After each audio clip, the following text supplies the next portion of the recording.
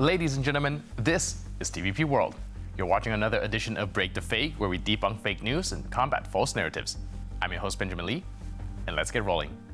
Now, before we start, if anyone's wondering about the pin I'm wearing, we're actually celebrating the May 3rd Constitution Day here in Poland. It's not just the Polish Constitution, but also the first piece of constitution ever established in the entirety of Europe. So, very joyous day and happy Constitution Day to you all. Now, let's get back to our usual programming. And so, let's talk about Russia for a moment. Now, yesterday, they were practically bursting with pride. The propagandists were shouting from the rooftops that they had successfully destroyed an entire shipment of ammunition destined for Ukraine. In the minds of the Russians, this was the ammunition that the Americans had supposedly already sent as part of the aid package approved by the US Congress. But you see, Russians live in an alternate universe in which they have their own version of reality, so they'll be living in that delusion for quite some time. But here's the truth. While they had destroyed some shipments, these had been postal shipments. The Nova Post Depot and branch in Odessa, which was ravaged by shelling, contained 904 parcels worth about $76,000 as reported by the company. Additionally, a whopping 15.5 tons of orders from online stores were obliterated by a Russian missile. The company does intend to compensate the value of these parcels and cargo, so while the Russians might be patting themselves on the back, reality is far from the fairy tale that they have been spinning. And here we have it, Russia, the country that, according to its own narrative, has never invaded anyone. In their version of events, Russia is like the fairy godmother of prosperity and happiness for all its neighbors. But let's face it, folks, the reality couldn't be farther from the truth. For the past 2 years, Ukraine has been wrestling with this so-called Russian happiness. And what do the Russian imperialists have to say about it? Well, according to them, if Russia doesn't take Ukraine, it'll just become a wasteland. Can you believe that? If we don't bomb them, they'll become a wasteland. What? Meanwhile, Ukrainians are fighting tooth and nail against these invaders, defending their land from Russians who seem to think that they're entitled to everything. А ты как думаешь, они понимают, за что они воюют? Вряд ли. Ну зачем? Чтобы что? Вот они отберут территории. Здесь никто не останется. Народа у них больше нет, чтобы восстанавливать. Денег у них нет. Чтобы что? Украина умерла, как страна. Если ее не заберет Россия, это просто будет участок, как пустыня. Безлюдный. Никакой пользы она больше народу не приносит. But hey, who needs logic when you've got propaganda, right? It's like trying to argue with a brick wall, except the wall has a state-run media machine behind it. So let's keep our eyes open, folks, and remember that sometimes the truth is hidden behind layers of misinformation. And in the case of Russia's fairy tale narrative, reality is often much, much stranger than fiction. Now, in its annual report on press freedom, Reporters Without Borders emphasized that the greatest threat to press freedom worldwide comes from political authorities. Ironic, since they should be the ones guaranteeing that freedom, and for you, the viewers of Break the Fake, who are accustomed to seeing propaganda in countries like Russia or Belarus on a daily basis, this has to sound somewhat amusing. The average Russian, upon hearing that government is supposed to ensure press freedom, trembles with fear. Considering all the other things that the government ensures, a press freedom sounds ominous. Press freedom is at its best in Europe. The top 3 spots in the ranking were taken by Norway, Denmark, and Sweden. Among EU countries, Hungary, Malta, and Greece fared the worst, as reportedly freedom of press is being meddled with by their ruling parties. Meanwhile, worldwide, some of the lowest ranking countries included the United Arab Emirates, Russia, Belarus, China, North Korea. Eritrea is dead last at 108th, and the last countries in the ranking are hardly distinguishable from each other. The only creators of this ranking know what is more free in North Korea than in Eritrea. Now, let's talk a little bit about Russia and something more explosive that's happening over there. You know exactly what we're talking about. Yep, that's the strange explosions. As a reminder, various explosions and fires occur almost regularly across the Russian Federation, and the Russians themselves associate this with drone attacks. These incidents have been taking place in several different regions.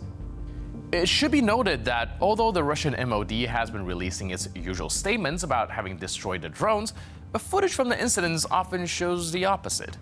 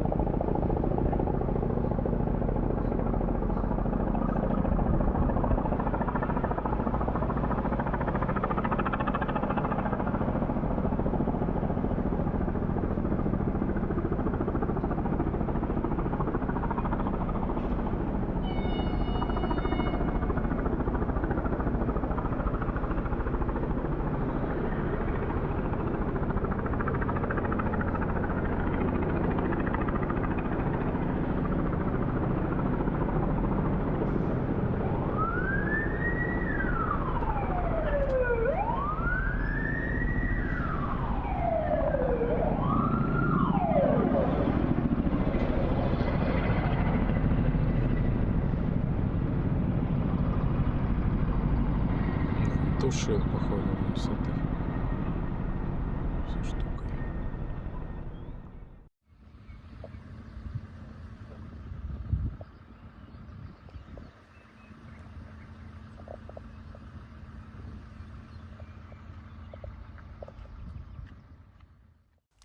And now let's quickly go over what had happened in Russia last night. In the Orlovsk and Kursk regions, the Russian government said that air defense system had been operating while the explosions were still happening. In the Kursk region, energy infrastructure had been hit, which led to an entire settlement being left without power. Later on, the operations of the Rostov region's air defense system were also reported. The local governor himself had mentioned the drone attack in a Telegram post. In the morning, Smolensk region authorities mentioned drone attacks in the area. But here's the thing about all of these. The distance between the explosions in Russia and the border with Ukraine is more than 300 kilometers. So the real question is, are these drones part of the USA package, or were they released from Russian territory itself? Now in our show, we've been showing you many Russian propagandists who've been saying that Ukraine hasn't been making any progress, so we'd like to show you something new from Ukraine, something straight out of a science fiction novel. In Ukraine, from now on, official information on consular issues will be provided to the media by Victoria AI, a digital person created by the Ministry of Foreign Affairs of Ukraine. It was created with the help of artificial intelligence, and this is a first, according to the Ukrainian Foreign Ministry. Victoria AI was created based on a real person, a Ukrainian singer from Donetsk. According to the Ministry of Foreign Affairs, she agreed to participate in the ministry's project for free. Her appearance was filmed, digitized, and now Victoria's comments will appear on the ministry's official websites and social media accounts. She'll also be transmitted to journalists by the ministry's press service. Let's take a look at this novelty. Шановні представники ЗМІ та громадськості, вітаю вас. Мене звати Вікторія Ші. Я створена Міністерством закордонних справ України з використанням технологій штучного інтелекту для того, щоб оперативно та якісно інформувати вас щодо консульських питань. Я є цифровою особою. Тобто текст, який ви чуєте, не зачитувала реальна людина. Це зробив штучний інтелект. Я буду виконувати низку завдань. Насамперед буду інформувати громадськість, доносити оперативну та перевірену інформацію консульської служби МЗС України. Буду повідомляти журналістам новини про роботу консулів із захисту прав та інтересів громадян України за кордоном. Я також розповідатиму про реагування МЗС на інциденти чи надзвичайні ситуації за кордоном та інформувати про інші важливі консульські питання. В нижньому кутку цього відео ви бачите QR-код.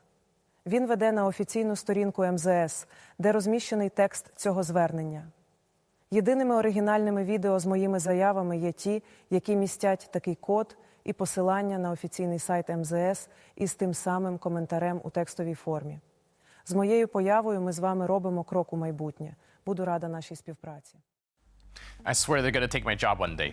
Do note, though, the ministry says that in order to find out whether the video you're watching is fake or not, you need to locate a QR code in the right corner, and this code should lead you to a page with a text version of the footage. The ministry also says that a consular representative is not a substitute for the official spokesperson of the foreign ministry. Still, pretty cool. And with that, we conclude this edition of Break the Fake, but for more news, update, and commentary, please stay tuned to TVP World.